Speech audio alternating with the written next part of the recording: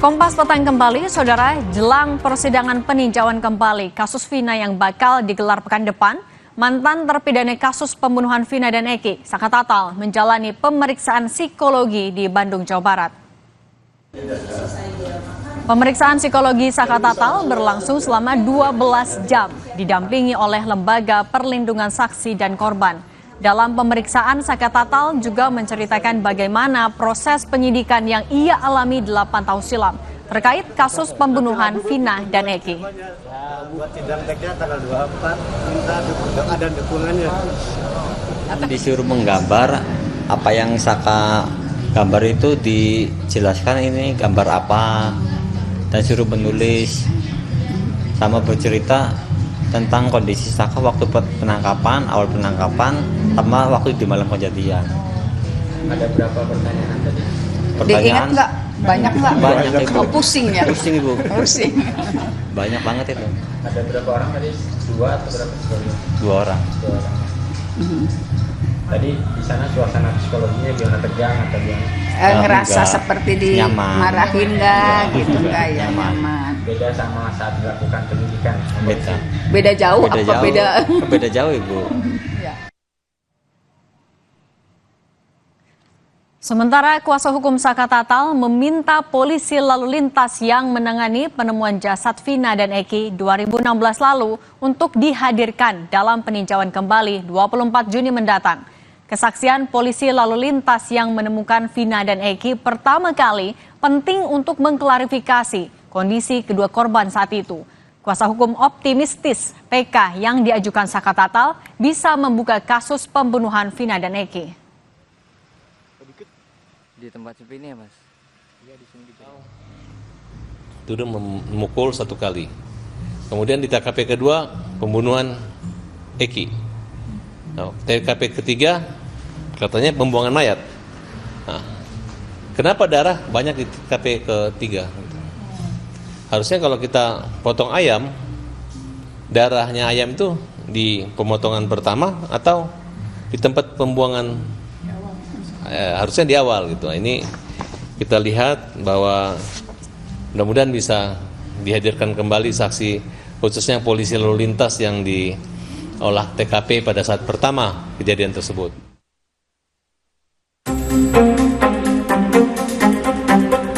Keluarga Vina masih meyakini ada dugaan pembunuhan berencana di kasus pembunuhan Vina dan Eki. Dugaan pembunuhan berencana ini muncul dari temuan Ibtu Rudiana yang 8 tahun silam melihat adanya bukti percakapan di salah satu HP Vina maupun Eki. Namun, keluarga Vina menanyakan bukti temuan pembunuhan berencana tersebut tidak pernah diperlihatkan secara terbuka oleh ayah Eki, Ibtu Rudiana, selama proses penyidikan berlangsung 8 tahun silam.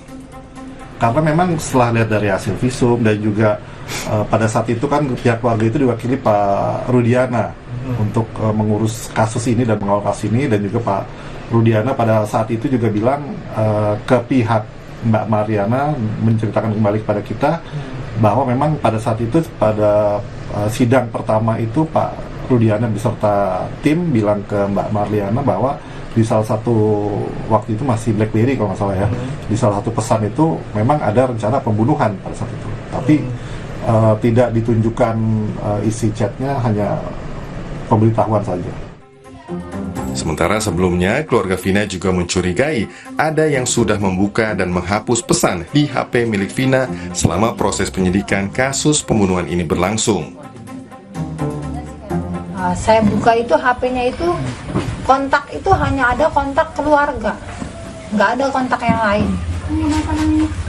Dan BBM pun saat itu kan adanya BBM ya, BBM itu cuma ada 1 chattingan, dan chattingannya juga hanya kayak chattingan baru 2 harian.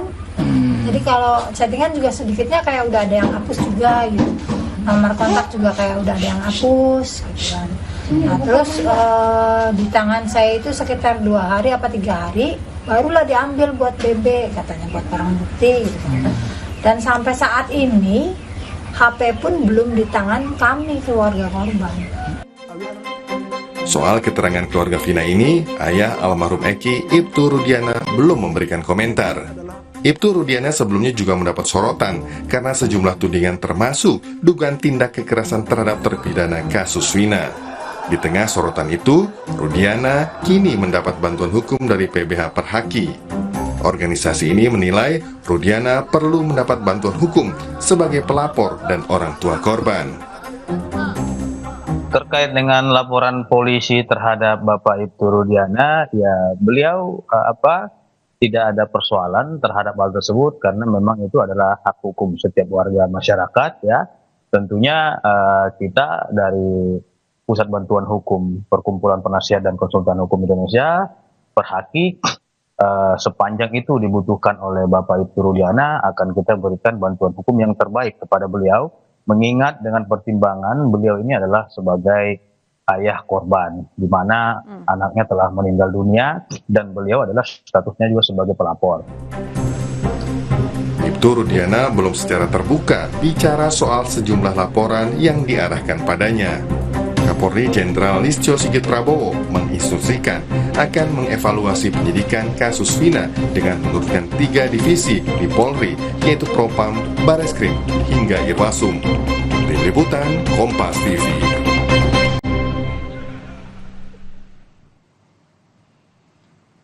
Irfan Setiawan, teman dekat Kavi dan 6 terpidana, menyangkal kesaksian Kavi yang mengaku tidak kenal dekat dengan terpidana. Sebagai bukti, Irfan menunjukkan sejumlah foto kedekatan Kavi dengan terpidana lain. Ada 6 buah foto yang Irfan tunjukkan dengan lokasi yang berbeda-beda, seperti di Cirebon, Majalengka, Indramayu. Satu di antara foto yang mencolok adalah foto di mana Kavi, Hadi, Jaya, Eko, dan Irfan foto bersama menggunakan kaos yang sama di tahun 2013. Mereka berfoto di salah satu objek wisata di Kabupaten Majalengka.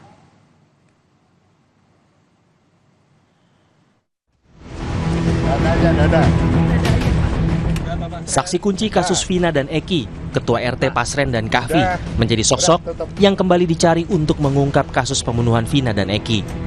Kuasa hukum terpidana sempat melaporkan keduanya ke Bareskrim Polri atas dugaan kesaksian palsu karena menyebut tak mengenal dengan narapidana kasus Vina. Jurnalis Kompas TV Muhammad Syahri Romdon mendapatkan foto kedekatan Kahvi, anak ketua RT, dengan sejumlah narapidana tahun 2013 atau 3 tahun sebelum kasus pembunuhan Vina dan Eki. Pak Pasren dan Kahvi telah muncul ke permukaan publik beberapa hari lalu. Dalam pernyataannya, Kahvi mengatakan bahwa dirinya tidak kenal dekat dengan para terpidana. Namun, salah satu warga Saladara yang merupakan teman dari Kahvi dan juga teman terpidana menunjukkan sebuah foto adanya mereka yang bermain bersama di beberapa tempat, baik di Majalengka, Indramayu, dan juga Cirebon. Satu foto yang mencolok adalah foto di mana Kahvi, Hadi, Eko, dan Jaya, termasuk juga Irfan yang memberikan foto itu kepada Kompas TV, yang mengenakan kostum yang sama, gambar yang sama di tahun 2013 lalu. Tidak hanya pertemuan di satu tempat ini saja, di tempat yang lain di Indramayu juga Irfan menunjukkan foto di mana Eko, Kahvi, dan Jaya dan Hadi pernah bermain bersama. Irfan Setiawan menyebut jika Kahvi dan 6 terpidana merupakan teman sejak kecil. Pernyataan ini bertolak belakang dengan kesaksian Kahvi dalam BAP yang menyebut tidak mengenal narapidana kasus Vina. Kalau saya mah emang iya Kahvi itu bohong. Itu tuh bertolak belakang, sangat memang bertolak belakang sih. Itu tuh Kahvi sama terpidana ya teman dari kecil sampai ya 2016 itu. Sama ya pas 2013 ya kita sampai bikin baju bareng, Bob Marley, foto-fotonya juga masih ada. Ya jalan-jalan bareng kemana ya emang teman dari kecil itu semua. Sering jalan bareng? Sering jalan bareng, apalagi setiap minggu pasti jalan bareng. Namanya itu tuh jalan-jalan pasti setiap minggu itu. Berarti memang mereka kenal dekat ya Mas dari dulu? Kenal dekat emang. Kahvi dan Ketua RT Pasren menjadi salah satu saksi yang dihadirkan dalam rekonstruksi kasus Vina dan Eki. Kesaksian Kahvi dan Pasren yang membantah para terpidana berada di rumah Ketua RT pada malam kejadian membuat 8 terpidana terseret kasus pembunuhan Vina dan Eki. Tim Liputan Kompas TV. Sementara di tengah pengusutan kasus pembunuhan Vina dan Eki yang masih dievaluasi Polri, pekan depan babak baru untuk mantan terpidana kasus Vina, Saka Tatal, digelar. Apakah PK ini bisa membuktikan jika mantan terpidana dan 7 narapidana lainnya benar terlibat dalam kasus Vina, atau mereka juga menjadi korban salah tangkap polisi? Kita bahas bersama dengan Titin Prialianti, kuasa hukum Saka Tatal, dan juga ada pakar hukum pidana Universitas Pelita Harapan, Jamin Ginting. Bu Titin, Pak Jamin, selamat sore. Selamat sore. Oke, Bu Titin. Selamat sore, Mbak. Oke, saya mau ke Bu Titin dulu. Bu Titin, ini 4 hari jelang sidang PK digelar. Bukti ataupun juga novum yang sudah disiapkan kuasa hukum untuk memperkuat PK Saka Tatal apa aja? Sebetulnya kalau kita kan sudah tuangkan dalam memori PK, Mbak. Ada novum yang sifatnya visual. Saya cara dengan tim ada kontribusi saya untuk menyiapkan novum yang itu novum yang saya dapatkan itu bentuknya visual. Saya sudah tuangkan di dalam memori PK. Kemudian juga novum-novum lain yang dikaji oleh tim yang lain gitu, Mbak. Oke, termasuk ada putusan pra-peradilan Peggy? Ya, diantaranya karena memang kan putusan pra-peradilan Peggy juga merupakan putusan yang luar biasa. Luar biasanya karena Peggy dibebaskan, sementara saat Prapit juga disampaikan oleh tim dari Polda Jabar bahwa Peggy sebagai tersangka itu berdasar keterangan dari Sudirman. Sedangkan dalam sidang Saka Tatal juga hal serupa, Mbak. Okay. Gitu. Jadi hal serupa disampaikan kalau Sudirman yang melakukan saksi yang memberatkan sidang Saka Tatal. Jadi saya melihat Sudirman yang menjadi kenal dengan Peggy dan dianggap sebagai sama-sama pelakunya, kemudian di Saka Tatal juga seperti itu. Sedangkan kemampuan Sudirman kan standarnya di bawah rata-rata, Mbak. Jangankan orang luar, keluarganya juga menyadari. Kalau kita bilangnya idiot walaupun tidak bisa terkonfirmasi lewat ini. Jadi kenapa misalnya keterangan Sudirman sangat dipercaya baik di sidang Peggy maupun sidang Saka Tatal gitu. Oke, Bu Titin, tapi juga kan yang jadi sorotan ada rencana mau menghadirkan Polantas yang saat itu menemukan Vina dan Eki pertama kali. Apa yang mau digali dari keterangan Polantas itu? Kenapa dihadirkan di sidang? Sebetulnya itu kan pernah dihadirkan di sidang, Mbak. Jadi artinya gini, dulu di sidang Saka Tatal juga diungkapkan pula kalau ada dan di sidang dewasa awalnya kan peristiwanya kecelakaan, Mbak. Peristiwa kecelakaan itu Polantas yang dihadirkan yang melakukan olah TKP pertama kali menemukan serpihan daging di baut penampang tiang PJU. Nah, waktu itu diabaikan oleh majelis hakim karena kita juga meyakini 8 terpidana itu termasuk Saka Tatal bukan pelaku pembunuhan dan pemerkosaan. Di antaranya ada keterangan dari Polantas yang melakukan anggota kepolisian yang melakukan olah TKP. Tetapi diabaikan. Karena apa? Karena visualnya tidak dihadirkan. Kemudian saya beberapa bulan kemarin, 2 bulan tepatnya mendapatkan visual itu. Kalau dulu hakim mengabaikan keterangan saksi yang menyatakan ada daging di baut tiang PJU, berarti kan peristiwanya terjadi di situ. Oke, baik. Kan peristiwa kalau dalam tuntutan kan berat sekali, Mbak. Oke, baik, Bu Titin. Tidak di situ gitu. Oke, saya mau ke Pak Jamin. Pak Jamin, kalau melihatnya artinya ada bukti visual, kemudian juga akan menghadirkan polisi di sana yang menemukan Vina dan Eki pertama kali. Kuatkah itu jadi novum nantinya di sidang PK? Ya, novum ini kan tentu sudah lewat ya waktunya, kecuali novum ada bukti baru, di mana bukti baru itu ditemukan 180 hari sejak novum itu ditemukan.